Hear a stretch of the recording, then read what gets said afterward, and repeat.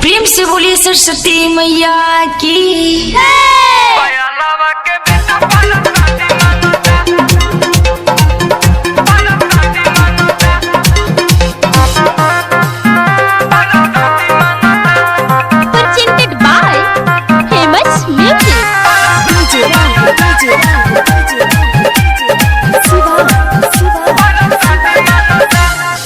एकरा ना कुछ बा बुझात महिल बाटे पूजा पाठ।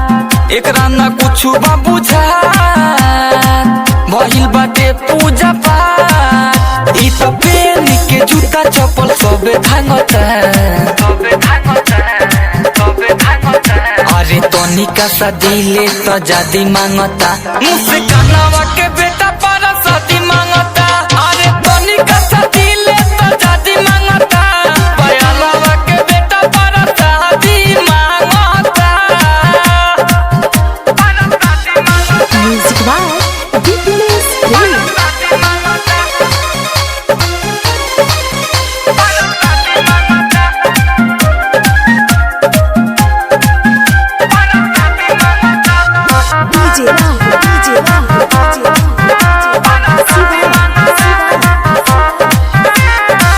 केतनो भागाई बाकी घरे नहीं जाता हो। तनिको सा डांटी ले तो आही बाप चिल्लाता हो। केतनो भागाई बाकी घरे नहीं जाता हो।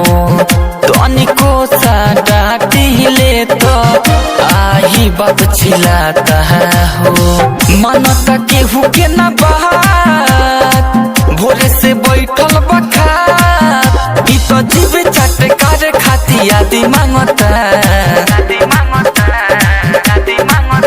अरे तनिका सा दिले तो जादी मांगता। बबलिया के बेटा पारा शादी मांगता। अरे तनिका सा दिले तो जादी मांगता। कजली के बेटा पारा शादी मांगता।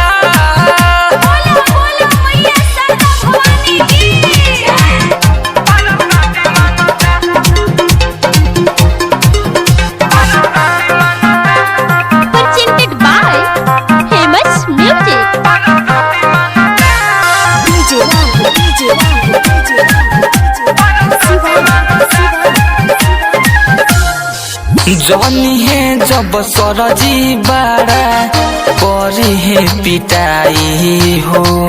कृष्णा बसंत तू ही कर कुछ उपाय हो। अरे जनी है जब सरजी बाड़ा करी है पिटाई हो। कृष्णा बसंत तू ही कर कुछ उपाय हो। दिके बेदर्दी अनिल कोइले बाजियल मुश्किल। ई तो खइला पशुते खातिर जादी मांगता। अरे तनिका सा दिले तो जादी मांगता। मुझसे कानावा के बेटा पारा शादी मांगता। अरे तनिका सा दिले